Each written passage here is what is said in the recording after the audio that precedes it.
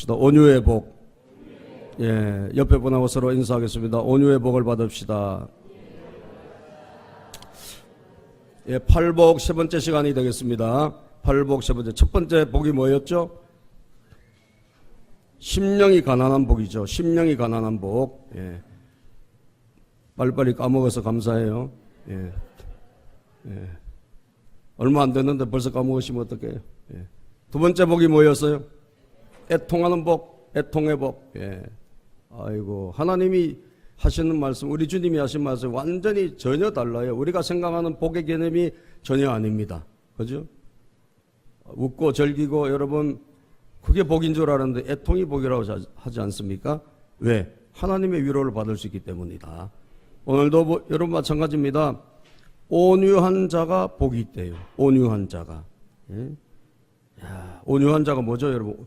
온유한 자는 온화하고 부드럽고 친절하다 이런 뜻입니다. 사전적으로 의미를 보면 우리 한국 국어사전에 보면 온화하다, 온순하다, 예? 부드럽다, 친절하다 뭐 이런 뜻을 갖고 있는데 여러분 힘센 사람이 복이 있지, 그죠? 선한 사람이 복이 있다라고 말할 수 있겠습니까? 그 당시에 로마 제국이 어떤 시대입니까? 아주 로마의 모든 권력이 모여있고 로마 황제의 그런 패권을 가지고 전 세계를 호령하는 시대 아니겠어요? 그때 여러분 최고의 가치는 뭐냐? 힘이에요. 힘. 힘 있는 사람, 능력 있는 사람 최고다. 그죠? 황제가 최고고 거기에 권력에 조금이라도 줄을 대고 이런 사람이 힘 있고 복 있고 그렇게 생각할 그런 때에 그거는 지금도 우리도 사실 그렇게 생각할 때가 많아요. 그죠? 빽 있고 힘 있고 여러분 높은 자리에 있는 사람이 복이 있다고 생각하지 온순하고 뭐 이런 사람이 복이 있다? 그 예수님께서 전혀 다른 이야기를 하신 거예요. 제자들에게. 제자들을 불러놓았고 제자들이 왔을 때 그래서 그 당시에 예수님 제자들 중에서도요 로마하고 대항하기 위해서는 우리도 힘을 길러야 된다. 그래서 열심당이라고 이런 사람들은요 거의 뭐 힘을 모아가지고 폭력, 무장, 투쟁 이런 거 하던 사람들이에요. 요즘 우리 말하는 IS 이런 사람들이 있죠. 그런 사람들처럼 그 당시에도 예수님 당대에도 그런 당이 있었어요. 열심당. 이런 사람들은요 폭력으로 힘을 가지고, 왜냐하면 저 큰 힘에 대항하기 위해서 우리도 힘이 있어야 된다. 그래서 힘으로 맞서 싸워야 된다. 이런 사람들이 있었어요. 그러니까 그들의 가치는요 그 당시의 가치는 힘입니다. 힘, 파워, 강한 자, 이런 사람이 복 있다고 생각하지 부드러운, 온순한 이런 게 복 있다고 생각하지 않은 시대에 예수님께서 제자들이 왔을 때 그 제자들을 불러놓고 예수님께서 하신 말씀이란 말이에요.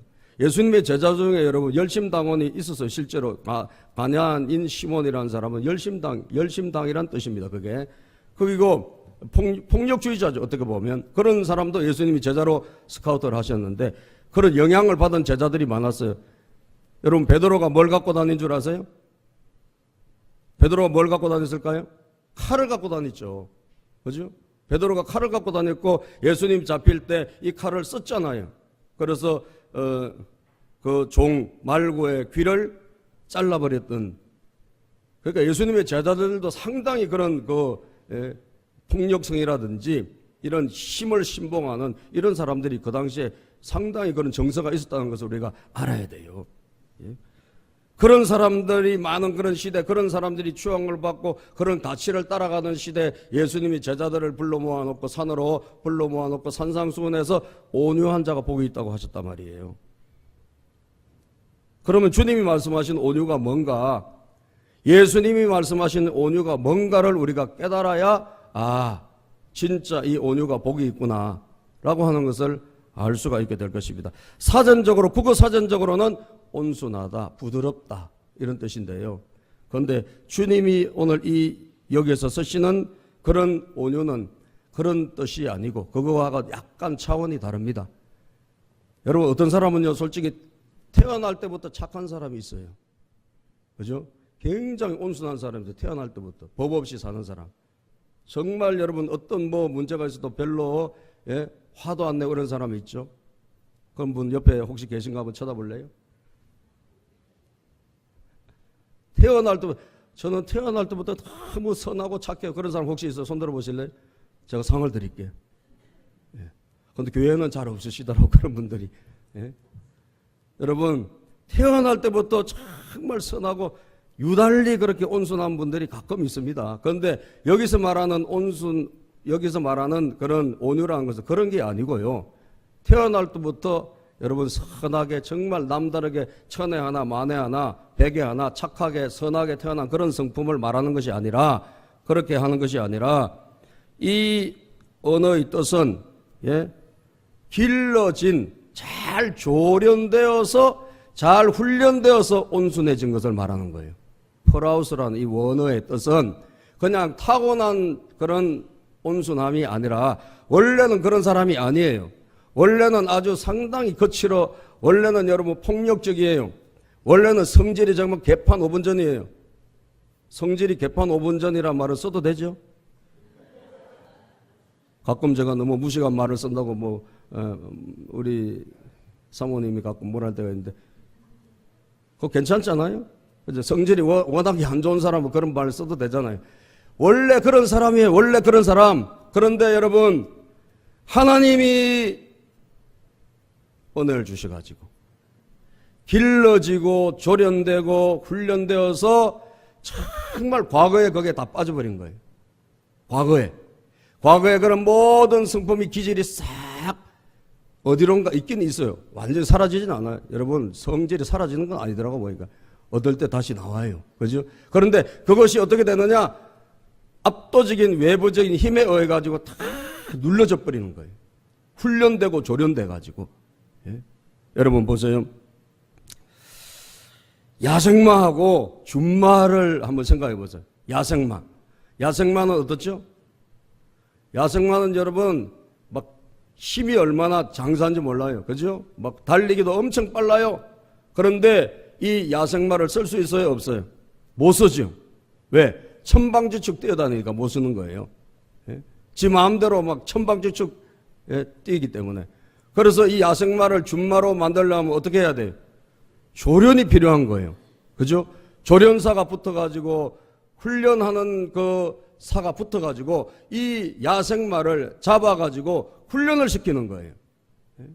그래서 한 달 훈련시키고 2달 훈련시키고 석 달, 넉 달 훈련시키면 어떻게 되죠? 이 옛날에 천방지축 뛰던 그 야생마가 조련사의 손을 거치면 어떻게 돼요? 자, 신기하게도 여러분, 얘가 말을 잘 듣기 시작하면서 어떻게 해요? 나중에는 진짜 경주마가 될 수도 있고, 그죠? 그리고 훌륭한 여러분 그런 장군의 타고 다니는 그런 말이 될 수 있는 것입니다. 옛날에는 아니에요. 옛날에는 천방지축 자기 마음대로 성질대로 막 뛰어다니는 그런 말인데, 가고 싶으면 가고 서고 싶으면 이런 말인데, 훈련받고 조련받으면 달라진다 이 말이에요. 이해되시죠? 칭찬은 뭐를 춤추게 한다? 뭐를? 고래도 춤추게 하는 거예요. 칭찬은. 예.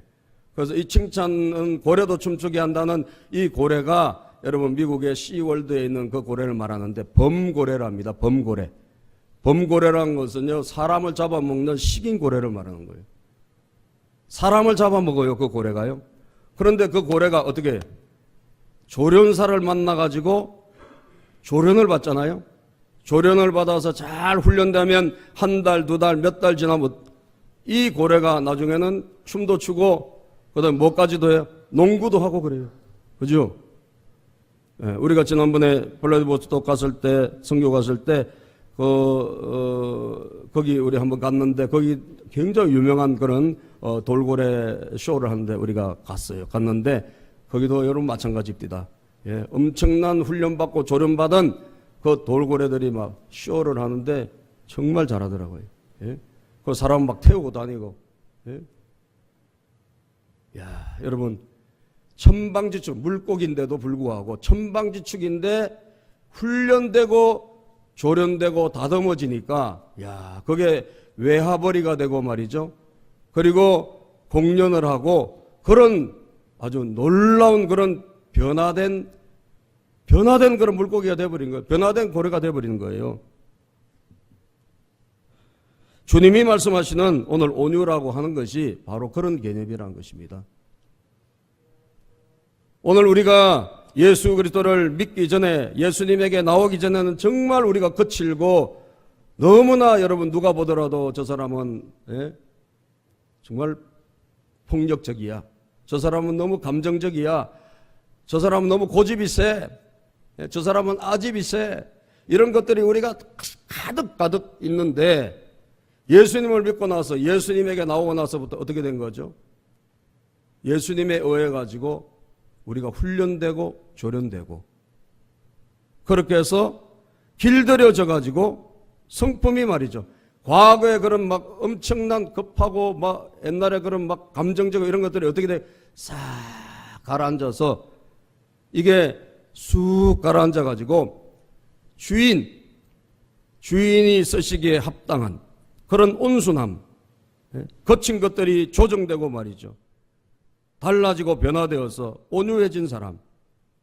그래서 주인의 명령에 의해서만, 주인이 시키는 대로만 가고, 여러분 돌고래 그 조련사가 가라면 가고 뛰라면 뛰고, 여러분 공 하나 던져주고 저쪽으로 가라면 물고, 그렇게 하지 않습니까? 똑같은 거죠. 주인에 의해서 조련되고 훈련되어서 주인에 의해서, 주인의 명령에 의해서 움직이는 그런 존재, 이게 바로 온유함이란 말이에요. 이런 온유한 자가 주님이 보실 때 복되다라고 하신 거예요. 아멘. 저는 여러분들에게 이런 온유함이 있기를 축복합니다. 과거에 우리가 어떤 사람이었든 그건 상관없다는 거죠. 과거에 우리가 어떤 성품이든 어떤 고집이 있었던, 어떤 아집이 있었던, 어떤 자기 나름대로 그런 남이 알 수 없는 그런 자기만의 기질이 있었다 할지라도 우리가 교회에 나와가지고 예수 믿고 나서 뭐예요? 이게 바뀌어져야 되는 거예요. 아멘. 이게 고쳐져야 되는 거예요. 교회에 나와서 예수님에게, 왜 예수님이 우리의 조련사니까 고쳐지고 다듬어지고 변화되어서 정말 잘 길들여져서 우리 성품이, 거품이 꺼져나가고 도끼가 빠져나가고 말이죠. 그런 온순함이 여러분들에게 있기를 축복합니다. 그런 온유함, 그런 온유함이 원래부터 그런 사람은 아니지만 하나님에 의해서 작품이 되어서 만들어져서 온유함이 있는 여러분이 되기를 바라요. 왜 그럴까요, 여러분? 그 온유함으로 우리가 변화되어야만 주인이 쓰시기 때문에 그래요. 주님이. 그죠? 다듬어진 그런 말을 주인이 쓰는 것처럼 우리도 마찬가지입니다. 그래서 하나님은 오늘도 우리 제자들이니까, 제자들이 주님에게 왔을 때 이 온유함을 주님은 이제 그들을 거친 그 제자들, 갈릴리 어부들 말이죠. 어부들이 얼마나 거칩니까? 그 가운데는 여러분 막 폭력주의자도 있고 말이죠. 그런데 이런 사람들을 주님이 어떻게 하신다? 주님이 온유함으로 훈련시켜 나가시겠다는 것을 여기에 주님이 말씀하고 있는 거예요. 온유한 자가 복이 있다는 것은 자연히 가만히 놔두면 온유가 되는 것이 아니라 하나님께서 그 사람들을 하나 일일이 조련사가 되어가지고 우리 주님께서 그들을 온유함으로 훈련시켜 나간다는 것을 우리는 알 수 있습니다. 성경을 통해서 여러분 모세를 보면요, 민수기 12장 3절에 보면 우리는 모세 같은 사람들을, 또 과거의 구약시대 다윗 같은 사람들을 보면 알 수 있어요. 아, 하나님이 저렇게 사람을 훈련시키는구나. 민수기 12장 3절을 같이 읽어보겠습니다. 시작.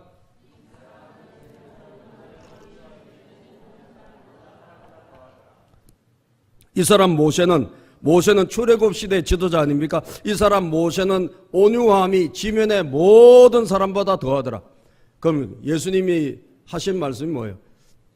성경의 저자이신 하나님께서 하신 말씀이 온유함이 온 천지에서 그 당시 랭킹으로 따지면 모세가 제일 온유한 사람이다, 이 말 아니에요? 그죠?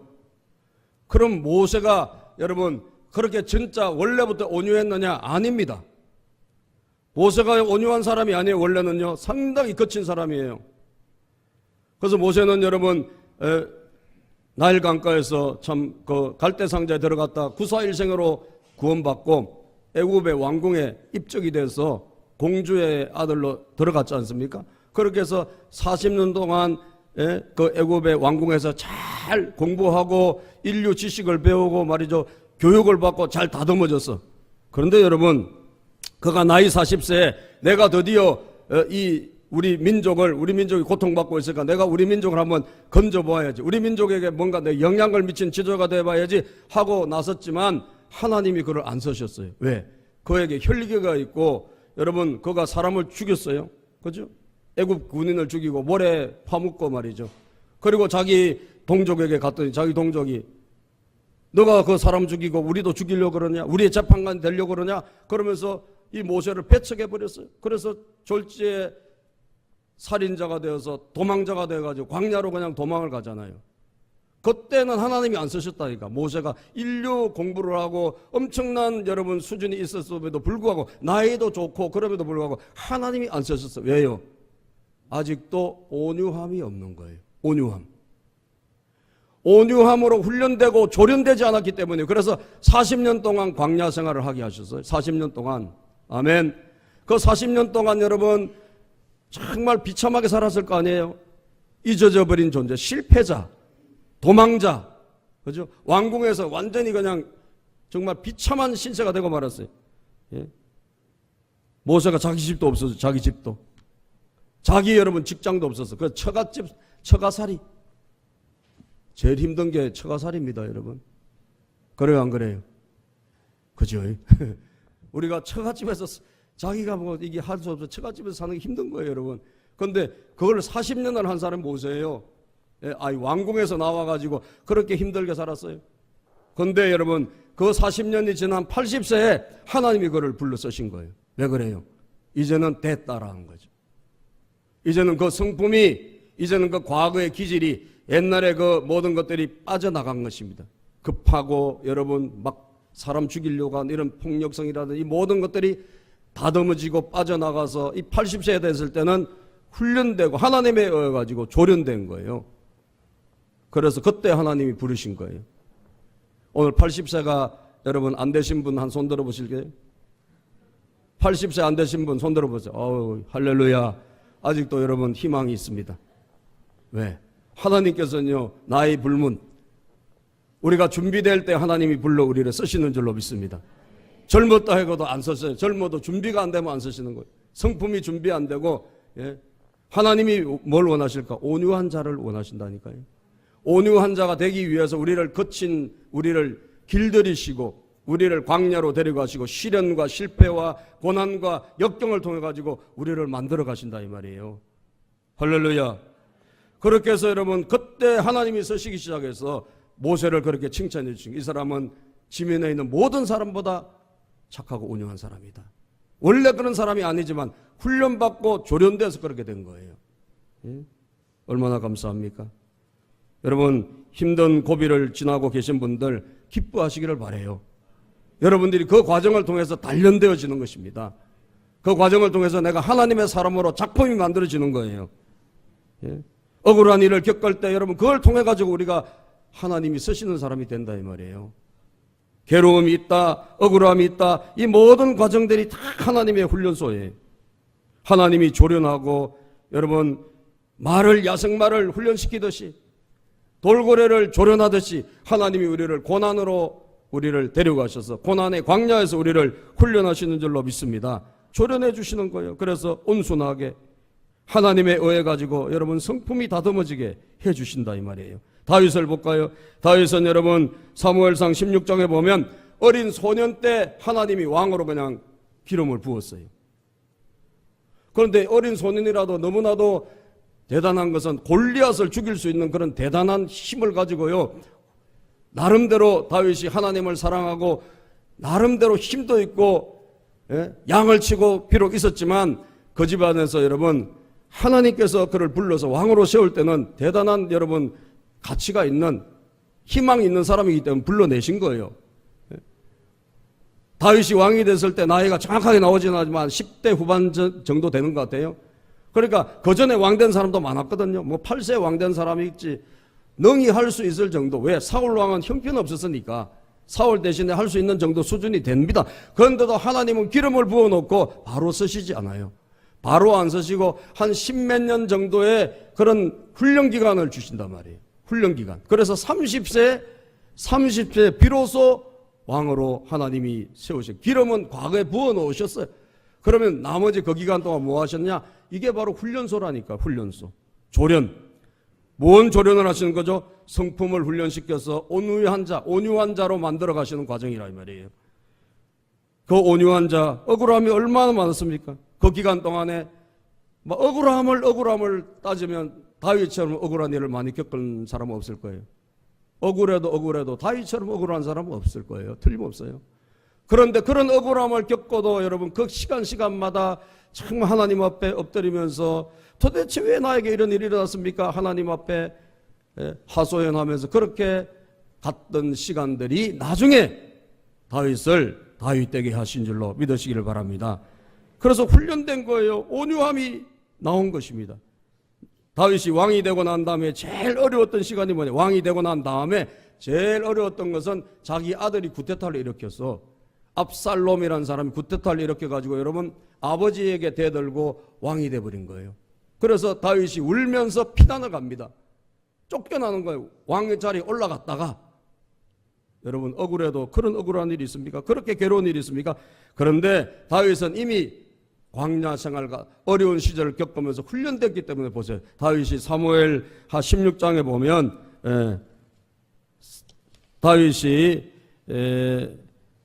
그때 억울한 일을 당하고 아들이 쿠데타를 일으키고 도망갈 때 여러분 한 사람이 막 욕을 하면서 저주하는 장면이 나오는데 사무엘하 16장 5절부터 우리가 한번 읽어보면요. 이 다윗의 온유함을 우리가 알 수 있는 거예요. 온유함이 뭘까? 현장에서 이런 일이 일어날 때 우리가 온유함이 나타나야 되거든요. 한번 다윗을 한번 봅시다. 사무엘하 16장 5절부터 시작.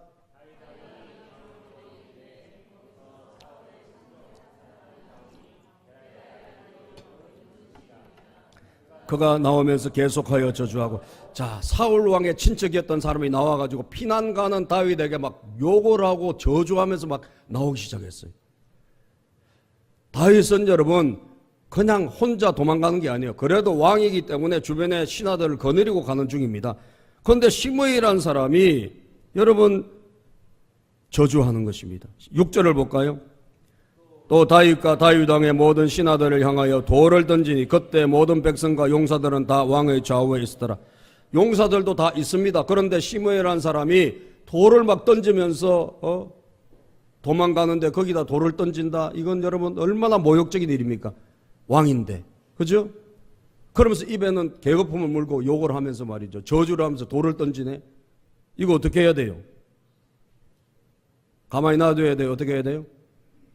옆에 분에게 한번 물어봅시다. 당신 같으면 어떻게 하실란가? 어떻게 해야 돼요? 잡아서 족쳐야지요. 입을 찢어야지요. 그죠? 입을 찢어야죠. 예? 그런데 여러분 이 시므이 왕 좌우에 지금 뭐 용사들도 있어요. 그런데도 겁도 없이 시므이라는 사람이 7절에 보면 이런 말을 하네. 7절 시작. 시므이가 저주하는 가운데 이와 같이 말하니라. 피를 흘린 자여 사악한 자여 가거라 이 사악한 놈아 가라 도망가라. 그러면서 저주를 합니다. 여러분 그러면서 8절에 또 이런 말을 합니다. 시작. 사울의 족속의 모든 피를 여호와께서 내게로 돌리셨도다. 그를 이어서 내가 왕이 되었으나 여호와께서 나라를 내 아들 압살롬의 손에 넘기셨도다. 보라 너는 피를 흘린 자이므로 화를 자초했느라. 네가 그런 일을 당해도 싸지. 그러면서 여러분 저주의 저주를 퍼붓네. 저주의 저주를 퍼부어요. 그러니까 옆에 있는 다윗의 부하가 화가 나가지고 말합니다. 9절 시작. 서루야의 아들 아비새가 왕께 여쭤다. 이 죽은 개가 어찌 내 주 왕을 저주하리까? 청하건대 내가 건너가서 그의 머리를 베게 하소서 하니. 아니 내가 저거 당장 가서 저 모가지를 끊어버리겠습니다. 옆에 있는 부하가 화가 안 나겠어요? 왕을 막 저렇게 모독하는데. 그렇더니 여러분 다윗 왕이 말이죠. 이런 말을 해요. 10절 시작. 왕이 이르되 서루야의 아들들아 내가 너희와 무슨 상관이 있느냐? 그가 저주하는 것은 여호와께서 그에게 다윗을 저주하라 하심이니 내가 어찌 그리하였느냐? 할 자가 누구겠느냐 하고. 저가 저렇게 욕하고 저주한 것은 하나님이 나에게 하신 것이다. 야, 여러분 이게 웬일입니까? 저거 막 욕을 하는데 저게 사람이 하는 것이 아니라 하나님이 내가 욕먹을 짓을 했으니까 내가 욕 들을 일이 뭐가 있겠지. 그래서 하나님이 저 사람을 시켜서 나에게 욕하는 것을 이렇게 받아들이네요. 예? 11절. 또 다윗이 아비새와 모든 신하들에게 이르되 내 몸에서 난 아들도 내 생명을 해하려 하거든 하물며 이 베냐민 사람이랴. 여호와께서 그에게 명령한 것이니 그가 저주하게 버려두라. 내 몸에서 난 아들도 저렇게 엉망인데 하물며 저 사람 내 몸에서 난 아들도 아닌데 저가 나한테 욕하는 게 저게 뭐가 대수겠느냐. 하나님이 하시게 내버려두라. 하나님이 하시게 한 거니까 내버려두라.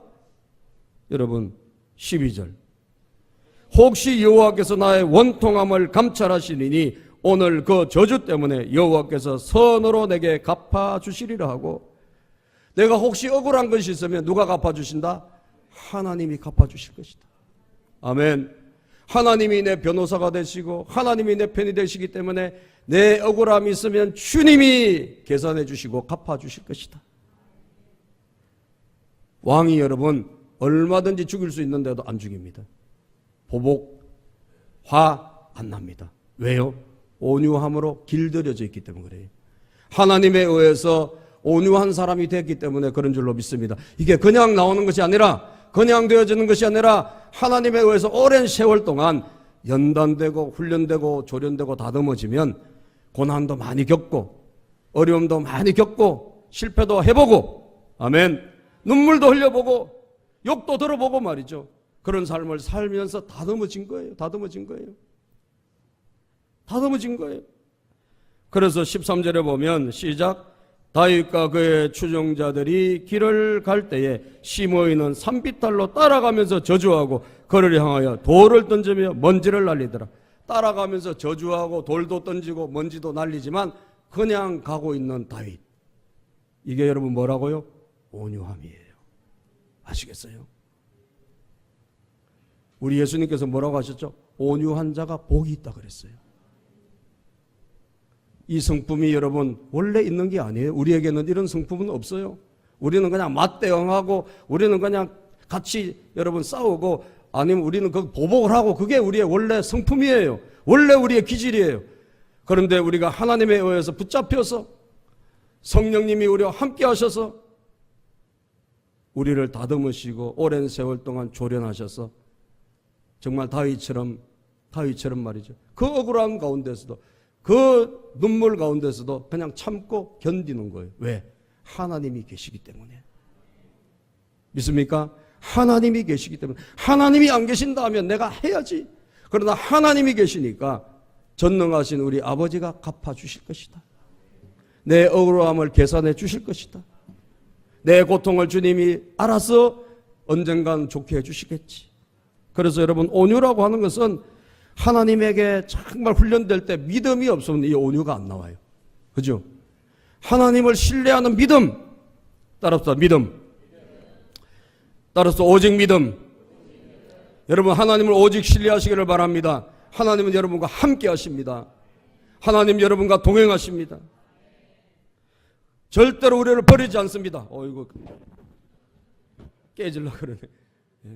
따라서 절대로 우리를 버리지 않는다. 아멘.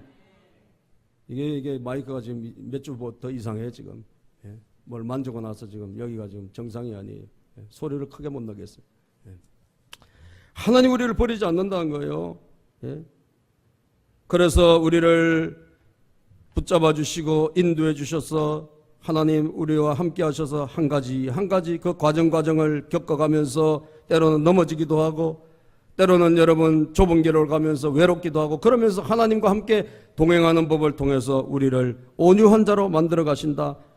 이것을 믿으시기를 바랍니다. 훈련시켜 가신다. 우리를.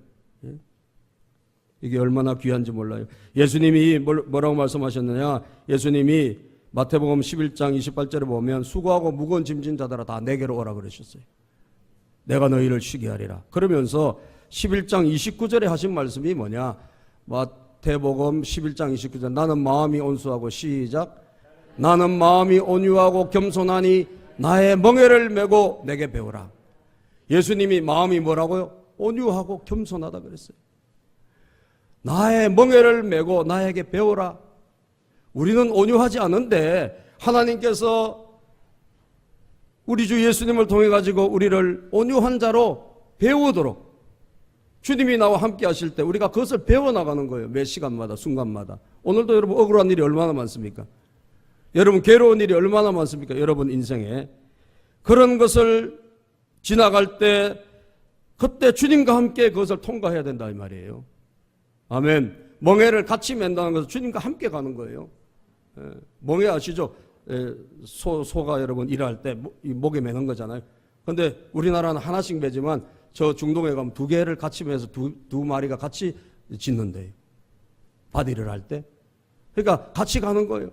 우리가 나 혼자 가는 것이 아니라 주님과 함께 이렇게 같이 갈 때, 주님과 같이 동행할 때 우리가 배우게 되는 거예요. 뭘 배워요? 주님의 온유함, 주님의 성품. 할렐루야. 배우게 되는 줄로 믿습니다. 배워야 그때부터 하나님 우리를 쓰신다 이 말이에요. 우리가 거칠면 주님이 쓸래야 쓸 수가 없어요. 야생만이기 때문에.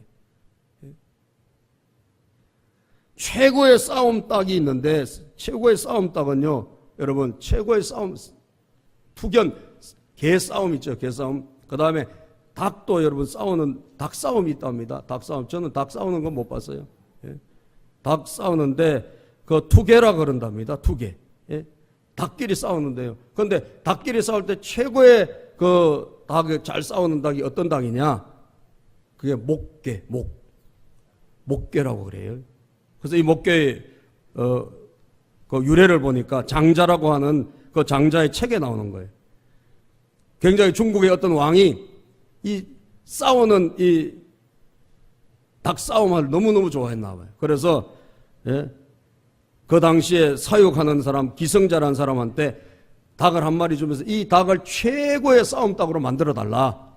그렇게 부탁을 했답니다. 그래서 10일 이후에 그 조련사, 기성자라는 사람한테 물어봤어요. 어떻게 작품 좀 됐냐? 그랬더니 닭이 강하긴 한데 너무 교만해서 안 되겠습니다. 닭도 교만한 닭이 있나 봐요. 예? 그러니까 알았다고. 그래서 또 시간을 주었어요. 그래서 10일이 지났어요. 그리고 왕이 또 물어봤어요. 어떻게 이제 닭이 좀 정말 최고의 다음 닭이 싸움 닭이 됐냐? 그랬더니 예.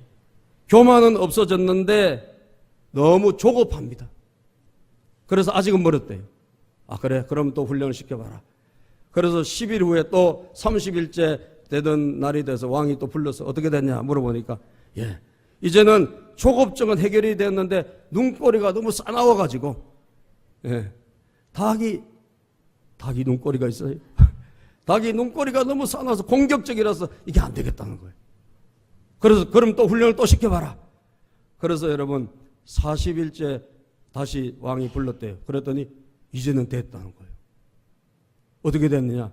이제는 나무로 깎은 닭처럼 그게 목괴란 거예요. 나무로 깎은 닭처럼 막 닭들이 와가지고 막 하라고 해도 꼼짝없이 가만히 있다는 거예요. 그래서 그게 목괴랍니다. 막 옆에서 닭이 막 뭐라고 공격하라고 뭐라고 해도 아무 말도 없이 가만히 있는 목괴. 온순한 닭이 된 거예요. 온유한 닭이 된 거예요. 그게 최고의 싸움. 그래서 함부로 주변에 있는 닭들이 감히 범접하지 못하는 너무 그게 여러분 조폭들도요. 싸움 못하는 사람이 끌렁거리고 이러지 진짜 고수들은 가만히 있잖아요. 그죠? 조폭 저 다루는 그 형사들이 그런 이야기 하더라고요. 덩치 큰 남들은 전부 다 그 밑에 사람이고 보수들은 전부 덩치가 작고요. 말랐대요. 그런데 막 이 떡대 이런 사람도 있잖아요. 막 90도로 절하고 이런 사람은 전부 다 저 밑에 계급으로 따지면 인체 분대장급밖에 안 되는 거예요. 진짜 고수는 안 그렇다는 거예요. 여러분 오늘 우리가 영적으로 하나님의 은혜를 받아서 주님과 함께 동행하고 힘들고 어려울 때마다 내가 아니라 주님과 같이 건너가기를 바랍니다. 하나님 어떻게 해야 됩니까? 지혜를 주십시오. 그렇게 해서 여러분 건너갈 때 우리에게 뭐가 생기죠? 우리가 정말 어떤 어려움이 와도요 조용한 그게 바로 하나님을 기대하는 거거든요. 하나님을 바라보는 거거든요. 그 성품이 된다 이 말이에요. 부동산이 제일 좋아하는 구절이 어떤 구절일까요? 5절입니다. 왜? 땅이 나오잖아요. 그죠? 온유한 자에게 뭘 주신다고요? 땅을 기업으로. 그래서 부동산 하신 분들이 땅 투자하신 분들이 제일 좋아하는 구절이 마태복음 5장 5절이란 말이 있어요. 마태복음 5장. 땅 이러면 우리는 그냥 자다가도 벌떡 일어나잖아요. 그죠? 땅. 이 온유한 자에게 하나님 주신 게 뭐냐? 땅이라 그랬어요. 땅을 기업으로 주신다. 땅을 기업으로. 그런데 이 땅은 구약시대는 하나님 나라가 땅이었어요. 땅. 하나님 나라가 보여지는 하나님 나라가 가나안 땅. 그죠? 적과 꿀이 흐르는 가나안 땅. 그 땅에 들어가고 그 땅을 차지하는 것이 구약시대는 그 땅, 가나안 땅을 말하는 거예요. 적과 꿀이 흐르는 가나안 땅. 그래서 온유함, 하나님에게 잘 훈련되고 조련된 사람에게 그 땅을 주시는 거죠. 선물로. 그래서 시편 37편 11절에 보면 다윗이 고백했던 고백인데요. 시편 37편 11절 시작. 그러나 온유한 자들은 땅을 차지하며 풍성한 화평으로 즐거워하리로다. 온유한 자들은 뭘 차지한다? 땅을 차지한다 그랬어요. 이 땅은 뭐냐? 하나님 나라야. 하나님 나라. 구약시대 하나님 나라의 상징이 땅입니다. 가나안 땅. 예수님께서 이 땅을 말씀하셨어요. 그런데 예수님이 말씀하신 땅은 이 땅은 아니에요. 가나안 땅은 아니라 오늘 하나님 나라를 차지한다는 거예요. 영원한 천국을 차지한다는 거예요. 할렐루야. 우리에게 하나님의 영원한 하나님의 기업인 영원한 하나님 나라 바로 그것을 온유한 자가 차지한다라고 말씀하고 있는 것입니다. 성품이 그래서 너무너무 중요한데요. 예수님에게 조련되고 훈련되어서 하나님이 정말 천국 땅을 우리에게 주실 만큼 우리가 그런 성품의 사람들이 저는 되기를 주님의 이름으로 축복합니다. 저 이 땅에서도 나는 이 땅의 땅은 아니다라고 생각하고 싶진 않아요. 이 땅에도 여러분들이 온유하면 하나님이 땅을 주실래요. 왜 주실까요? 그 땅에 하나님의 나라가 세워지기를 원하시기 때문에. 그죠? 구약시대 보면 여러분 레위기에 보면 18장에 땅이 막 사람을 토해낸다 그래요. 죄를 지으면 땅이 사람을 토해내요. 다시 말하면 땅은 하나님의 뜻대로 사는 사람에게 허락된 것입니다. 그죠? 여러분들이 주님에게 훈련되고 조련되어서 온유한 분들이 되시기를 축복합니다. 그럴 때 하나님이 오늘 이 시대에 살아가는 여러분들에게도 하나님의 나라를 위한 땅을 주실 줄로 저는 믿어요. 천국의 땅만 주시는 것이 아니라. 아멘 하십시오. 아멘 하신 분에게는 주실 줄로 믿습니다. 아멘. 크게 하시네. 아까보다 커졌어요. 하나님은 오늘도 우리에게 이 온유함을 통해서 하나님의 것을 누리고 영원한 천국과 이 땅에서 하나님의 그 풍성한 기적을 경험하며 살게 하실 줄로 믿으시기를 주님의 이름으로 축복합니다. 기도하겠습니다.